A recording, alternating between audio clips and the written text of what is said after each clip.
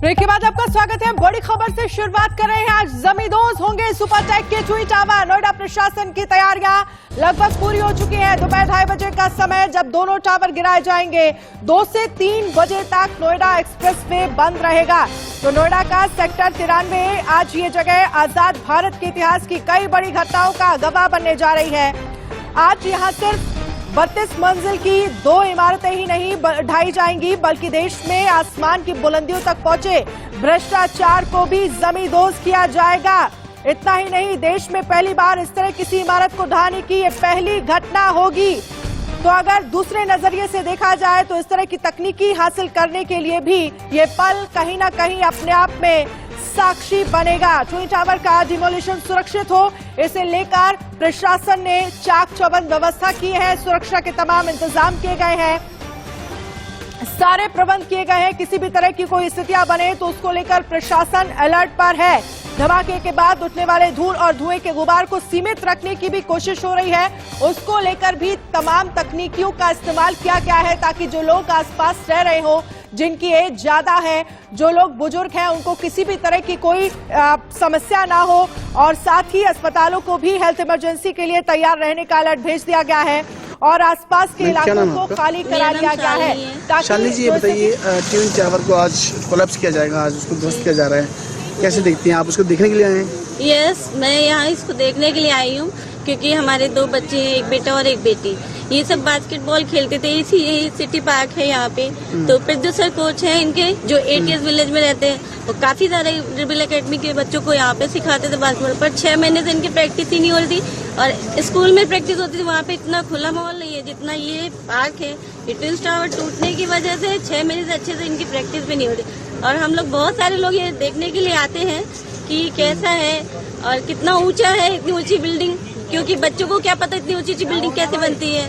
और बेटा तो छोटा, वो देखता भी था, मैंने भी इसको देखा, काफी ऊंची बिल्डिंग है। मुझे तो सर भी घूम जाता है इतना ऊंचा देख करके। और अभी हम लोग सुबह देखने आए क्योंकि मुझे काम पे जाना है। मैडम ने बोला 7 बजे से रास्ता बंद होगा, आप आ सकते हो। तो मैंने कहा देख तो लूं क्या हाल है। लेकिन यहाँ पे पूरा रास्ता सारा मीडिया छाया हुआ है और डर भी है ना, क्योंकि ये बिल्डिंग को ब्लास्ट करके तोड़ेंगे तो घर से बाहर डर किस तरह का है? किस चीज का डर आपको लगता है? थोड़ा डर तो देखिए ये है कि ये बिल्डिंग टूट रही, ब्लास्ट करके टूट रही है। क्या हो सकता है, कुछ भी हो सकता है ना। तो रास्ते में नहीं निकलना चाहिए सबको। अच्छा, दूसरा जब ये बिल्डिंग कोलैप्स होगी, जब बिल्डिंग को ध्वस्त किया जाएगा तो पॉल्यूशन काफी ज्यादा हो जाएगा। हाँ, काफी पॉल्यूशन हो जाएगा। जैसे कोरोना के टाइम पे सभी लोग को मास्क लगाना चाहिए था, उसी टाइप से अभी भी हो जाएगा, बहुत पॉल्यूशन हो जाएगा।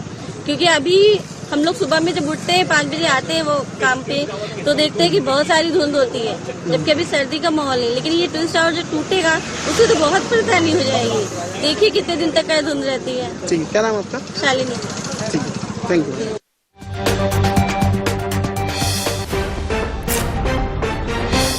तो वहीं ट्विन टावर के पीछे घेजा गांव से ज्यादा जानकारी दे रहे हैं मनोहर केसरी। का काउंटडाउन शुरू हो गया है। महज तकरीबन 8 घंटे का वक्त बचा हुआ है और उसके बाद ये टावर्स इतिहास बन जाएगा। जी हाँ, हमारे पीछे आप देख रहे हैं ये ट्विन टावर्स सुपरटेक का बना हुआ है, जिसे आज ध्वस्त किया जाएगा। आप देखिए जिस प्रकार से उसमें फाइबर शीट्स और अलग अलग कपड़े लगाए गए हैं। 2 टावर्स हैं, जो सबसे ऊंची 32 मंजिला मकान है वो एपेक्स टावर्स है और उसके बगल में सियान टावर्स है।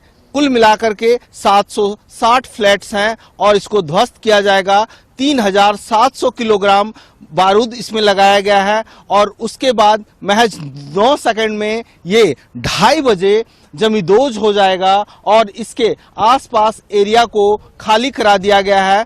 क्योंकि जो मूवमेंट्स है, जो आप देख रहे हैं, इन सड़कों में कोई भी मूवमेंट्स नहीं होगा और आसपास करीब 5 ऐसे रूट हैं जिसको पूरी तरह से बंद कर दिया गया है। अभी मैं मौजूद हूँ, ये गेजा गांव है और गेजा गांव से कुछ ही फासले पर आप देखिए ये ट्विन टावर्स हैं और यहां से जब आपको हम दिखाएंगे 2:30 बजे इंडिया न्यूज आपको दिखाएगा कि किस तरह से ये सबसे ऊंची बिल्डिंग, क्योंकि इससे पहले केरल में कोची में भारत में इस तरह की बिल्डिंग्स को जमींदोज किया गया था और आज उससे ज्यादा ऊंची बिल्डिंग को जो है सो ब्लास्ट करके नीचे गिरा दिया जाएगा और ताश के पत्तों के साथ जैसा ही वो नीचे धराशायी हो जाएगा। लेकिन अगर इन तमाम बिल्डिंग्स और सोसाइटी की बात करें तो आप देखिए एपेक्स टावर्स के राइट साइड में जो सुपरटेक कोट हैं, एमरल्ड हैं, उसको पूरी तरह से एक खास तरीके के जो सीट हैं, जो फाइबर्स की जो सफेद कलर के कपड़े देख रहे हैं वो खास है जिससे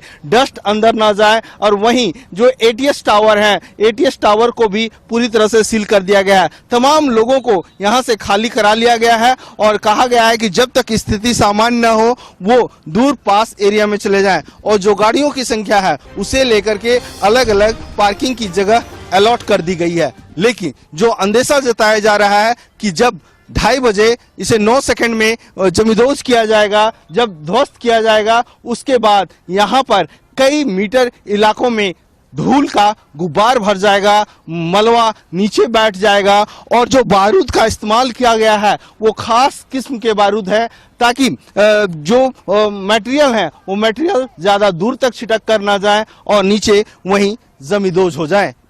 इंडिया न्यूज के लिए मनोहर केसरी की रिपोर्ट। और पूरी टीम इंडिया न्यूज की तमाम रिपोर्टर्स लगातार मौके पर मौजूद है। हर बड़ी खबर, हर बड़ी तस्वीर सबसे पहले इंडिया न्यूज आप तक लेकर आएगा। मनोहर केसरी ज्यादा जानकारी के लिए हमारे साथ जुड़ गए हैं। मनोहर, सबसे पहले तस्वीरें आप दिखाइए, आप कहां पर मौजूद है ये बताइए और वहां से नजारा किस तरह का दिख रहा है, क्योंकि लगभग 7.5 घंटे का समय और दोनों जो इमारतें हैं वो दोनों ही जो टावर हैं वो जमींदोज हो जाएंगे। अगर बात करें हम नोएडा अथॉरिटी की तरफ से तो क्या कुछ गाइडलाइन जारी की गई है? फिलहाल इस पूरे मामले को लेकर अपडेट क्या है, तस्वीरें दिखाइए। देखिए, बिल्कुल आपको सीधे हम उस तस्वीर को दिखाते हैं जो महज 9 सेकंड में 7 घंटे से ज्यादा वक्त के बाद ये जमींदोज हो जाएगा और भारत के इतिहास में, नोएडा के इतिहास में ये दर्ज हो जाएगा।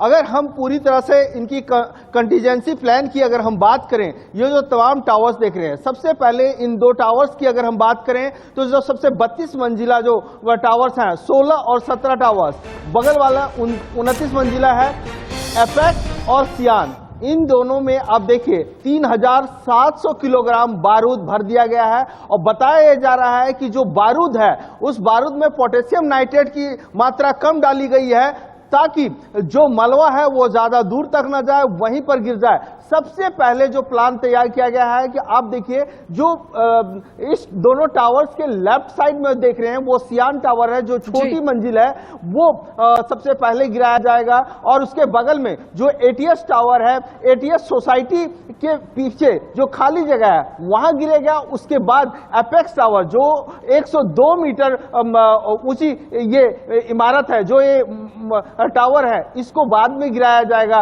तो महज 9 सेकंड में ये दोनों टावर्स गिर जाएंगे। और जो व्यवस्था की गई है जो लोगों की, ये जो तमाम टावर्स देख रहे हैं, क्योंकि राइट साइड में सुपर टेक का जो एमरल्ड कोर्ट सोसाइटी है और ये तमाम सोसाइटी है, इनको खाली करने के लिए आखिरी डेडलाइन है सुबह 7 बजे का है कि 7 बजे के बाद जो है कोई भी इन सोसाइटी में नहीं रहेंगे। घर की बिजली, पानी, पीएनजी, गैस, इन तमाम की जो सप्लाई है और लाइंस है उनको कट करके घर से निकलेंगे, खुद वो अपने दरवाजे को सील करेंगे। और इसके पीछे पार्श्वनाथ की सोसाइटी है, वहां लोगों को जो गाइडलाइंस जारी की गई है कि उसके मुताबिक कोई भी जो है मनोहर, क्या क्या गाइडलाइंस जारी की गई है नोएडा अथॉरिटी की तरफ से, क्या कहा गया है? क्योंकि जानकारी ये मिल रही है कि 2 से 3 बजे तक का समय बताया जा रहा है जब यमुना एक्सप्रेसवे बंद रहेगा।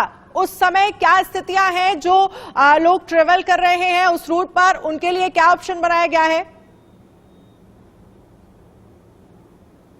देखिए, इंडिया न्यूज और मैं ग्राउंड रिपोर्ट आपको गेझा गांव से बता रहा हूं। ये आप देखिए, ये जो रूट है क्योंकि ये टावर आप देख रहे हैं, टावर के सामने आप फ्लाईओवर देख रहे हैं। ये सड़कें गेजा गांव की है जो डिको चौक और श्रमिक कुंज चौक की ओर जाती है। कुल मिलाकर के 5 ऐसे रूट हैं जो इस टावर से कनेक्ट होता है, यहां तक आती है। उन तमाम रूट्स को बंद कर दिया गया है कंप्लीट तौर पर। और वहीं अगर हम डायवर्जन की बात करें, क्योंकि नोएडा ट्रैफिक पुलिस की ओर से कई ऐसे रूट हैं जो नोएडा, ग्रेटर नोएडा और यमुना एक्सप्रेसवे की ओर जाती है और वहां से लोग डाइवर्ट होकर के महामाया की ओर निकल सकते हैं। तो इस तरह से डाइवर्जन रूट प्लान किया गया है। और अभी जो आप इक्की दुक्की गाड़ियां जो आप देख रहे हैं, उन गाड़ियों को खाली करने के लिए कह दिया गया है। और खास करके पार्किंग को लेकर के जो आप सोसाइटी देख रहे हैं, जो सुपरटेक की जो सोसाइटी है, इनमें जितनी भी गाड़ियां हैं, बताया जा रहा है 3000 से ज्यादा गाड़ियां हैं। उन गाड़ियों को अलग अलग नोएडा में, चाहे बॉटनिकल गार्डन का एरिया हो या वहीं पास का एरिया हो, उन तमाम एरिया में जो है सो यहाँ के लोग जो है उन इलाकों में अपनी गाड़ियां पार्क कर सकेंगे। और 7 बजे की डेडलाइन है, 7 बजे के बाद लोग यहाँ से जो है सो अपने घरों को छोड़ करके सुरक्षित जगहों पे चले जाएंगे। और यहाँ आप देखिए सुरक्षा की पूरी व्यवस्था की गई है और लोगों को बार बार इत्तला किया जा रहा है। ये आप सामने देख रहे हैं, ये गेजा गांव का जो है, यहाँ पर नोएडा पुलिस तैनात है। और एक खास मैं बात आपको बता दूं, जब ये टावर गिरेगा, टावर गिराने के लिए जो 2 कंपनियां जिन्हें आवंटित की गई है, जिन्हें टेंडर दिया गया है, उनमें एक चेतन दत्ता है। चेतन दत्ता के पास एक ब्लैक बॉक्स है। उनकी तस्वीर इंडिया न्यूज ने दिखाया भी है कि उनके पास जो ब्लैक बॉक्स है उनमें 2 बटन लगी हुई है, रेड और ग्रीन बटन। सबसे पहले वो 10 से 12 बार उसमें हैंडल्स हैं, वो बटन को दबाएंगे। और रेड लाइट की जो बटन होती है, हम अपने दर्शकों को बता दें, बहुत इंटरेस्टिंग चीज है, क्योंकि जिस प्रकार से वो 10 से 12 बार वो रेड लाइट बुझेगी और ऑन होगी, तो पता चलेगा कि अब टाइम आ गया है कि इस टावर्स को, इन दोनों टावर्स को गिरा दिया जाए। और जब डेटोनेटर से वो लाइन पास होगी, ग्रीन लाइट जलेगी, तब इंडिकेशन होगा कि अब वक्त 2:30 बजे का हो चुका है। और उसके बाद इन दोनों टावर्स को महज 9 सेकंड में धराशायी कर दिया जाएगा। और वहीं अगर हम बात करें कि जब ये धराशायी होगा, 80,000 टन मलबा गिरेगा, तो ऐसी स्थिति में पूरे इलाकों में तकरीबन ये कहा जा रहा है कि ये जो पास की जितनी सारी बिल्डिंग्स देख रहे हैं, 500 से ज्यादा मीटर के एरिया में धूल का गुब्बार होगा, धूल ही धूल नजर आएगा। तो ऐसे में नोएडा अथॉरिटी की ओर से, यूपी प्रशासन की ओर से 13 वाटर गन्स अलग अलग चौराहे पे लगाए गए हैं, ताकि जब धूल उड़ेगा तो उसके साथ ये कहा जा रहा है PM 2.5 पार्टिकल्स जो हैं वो 300 मीटर की ऊंचाई तक रहेगा। तो वैसी स्थिति में लोगों को बहुत ज्यादा दिक्कत होगी, सांस लेने में दिक्कत होगी। जो अस्थमा के मरीज हैं उन्हें दिक्कत होगी, आंखों में जलन हो सकती है। जो हार्ट के मरीज हैं उन्हें भी प्रॉब्लम आ सकती है। मनोहर जानकारी ये भी दीजिए, तस्वीरें आप लगातार दिखाते रहिए। और जरा ये बताइए कि आप जहां पर मौजूद हैं कितनी दूरी है ट्विन टावर से, और साथ ही जो पूरा डिमोलिशन है वो ठीक से हो जाए, जो पूरा ध्वस्तीकरण है वो ठीक से हो, इसको लेकर एक कंट्रोल रूम भी बनाया गया है। कंट्रोल रूम में कौन कौन मौजूद रहेगा जहां से सारी चीजें ऑपरेट होंगी? देखिए, बिल्कुल आपको मैं बता दूं कि ये जो सामने आप दोनों ट्विन टावर्स के जो दोनों टावर्स जो 16 और 17 है, ये देख रहे हैं, यहां से महज 500 से 600 मीटर की दूरी पे है। और जो एरिया आइसोलेशन जोन में होगा वो बताया जा रहा है 300 मीटर से ज्यादा का एरिया आइसोलेशन जोन में रखा गया है। किसी को जाने की अनुमति नहीं होगी उस दौरान। और 7 बजे के बाद देर शाम 6 बजे तक माना यह जा रहा है कि स्थिति जब तक सामान्य नहीं हो जाती तब तक लोगों को नहीं जाने दिया जाएगा। एम्बुलेंस की व्यवस्था की गई है, फायर सर्विसेज की यहाँ पर व्यवस्था है, 8 एम्बुलेंस तैयार किया गया है। और कोई इमरजेंसी अगर होती है, हेल्थ सर्विसेज की अगर जरूरत होती है, तो उसके लिए अलग अलग रूट तैयार किए गए हैं। 2 हॉस्पिटल्स को तैनात किया गया है। कौन से वो हॉस्पिटल है? और फ्लैक्स हॉस्पिटल है। कौन से वो हॉस्पिटल है जिनमें व्यवस्थाएं की गई है, किसी भी तरह की कोई स्थितियां होती हैं तो वहां पर लोगों को एडमिट कराया जा सके, वहां पर लोगों को पहुंचाया जा सके? और यहां से कितनी दूरी पर है वो हॉस्पिटल्स?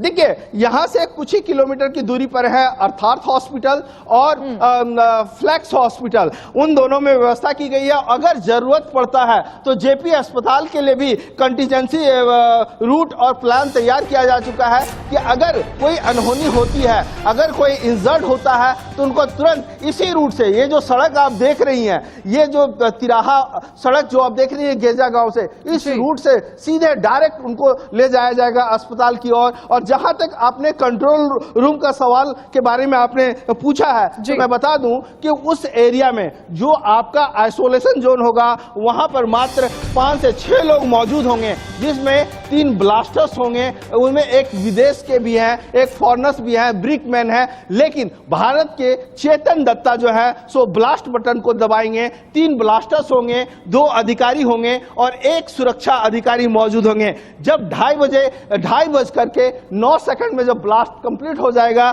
तो ये 5 लोगों की टीम जो है उस ऑन स्पॉट जाएंगे, ब्लास्टर की टीम वहां पर पहुंचेंगे और देखेंगे कि क्या कोई बारूद जो है वहां पर और रॉ मटेरियल मौजूद तो नहीं है। उसके बाद जब वो पूरी तरह से अपनी ओर से सेटिस्फाई हो जाएंगे, संतुष्ट हो जाएंगे, उसके बाद शुरू होगा मलबा की बात। मलबा कैसे हटाया जाए, हालांकि बताया जा रहा है कि 80,000 टन मलबा को हटाने के लिए तकरीबन 3 महीने लग जाएंगे। लेकिन फिलहाल शाम 6 बजे के बाद क्या हालात होगी उसके बारे में भी इंडिया न्यूज लगातार आपको ग्राउंड रिपोर्ट बताता रहेगा। लेकिन फिलहाल यहाँ पर पूरी तैयारी की जा चुकी है और अब 7 बजने वाले हैं। 7 बजे के बाद ये पूरा एरिया जो है आइसोलेशन जोन में तब्दील हो जाएगा। जी बिल्कुल मनोहर, क्योंकि लगातार हम बता रहे हैं कि इंडिया न्यूज की एक बड़ी टीम लगातार हर बड़ी खबर, हर ट्विन टावर से जुड़ी हर बड़ी अपडेट आप तक सबसे पहले हम पहुंचा रहे हैं। लेकिन इन सब के बीच आप अहम जानकारियां दे रहे थे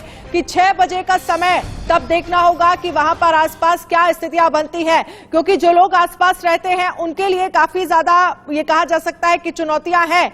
कितने बजे तक लोग वापस आ सकेंगे अपने फ्लैट्स में, इसको लेकर किसी भी तरह की कोई जानकारी? जो लोग लगभग 7,000 लोग जो अपने फ्लैट छोड़कर गए हैं। देखिए एक उम्मीद की जा रही है कि जब दोनों टावर्स धराशायी होंगे उसके बाद 3 घंटे के आसपास धूल को सेटल करने में वक्त लग जाएगा। तो एक उम्मीद की जा रही है कि शाम 6 बजे तक स्थिति सामान्य हो जाएगी। लेकिन देखना होगा कि जो डेडलाइन है शाम 6 बजे का कहा गया है, लेकिन जो ट्रैफिक प्लान या फिर नोएडा अथॉरिटी की ओर से जो गाइडलाइंस जारी की गई है उनमें शाम 6 बजे कुछ ही पॉइंट्स के लिए ट्रैफिक प्लान को लिया है। लेकिन लोगों को वापस लौटने के लिए यह कहा गया है कि जब तक स्थिति सामान्य नहीं होती है, जब तक उन्हें इत्तला नहीं किया जाता है, तब तक वो वापस न लौटें। एक बार मैं फिर से आपको दिखाना चाहूंगा कि ये आप देखिए, ये दोनों टावर्स अभी जो आप देख रहे हैं, अब महज 7 घंटे के बाद इतिहास बन जाएगा और लोगों को यहां से हटाने का काम शुरू हो गया है। लोग अपने अपने घरों से कल रात ही कई लोग जा चुके हैं। और सबसे बड़ी बात यह है कि जो लोग, कुछ लोग हैं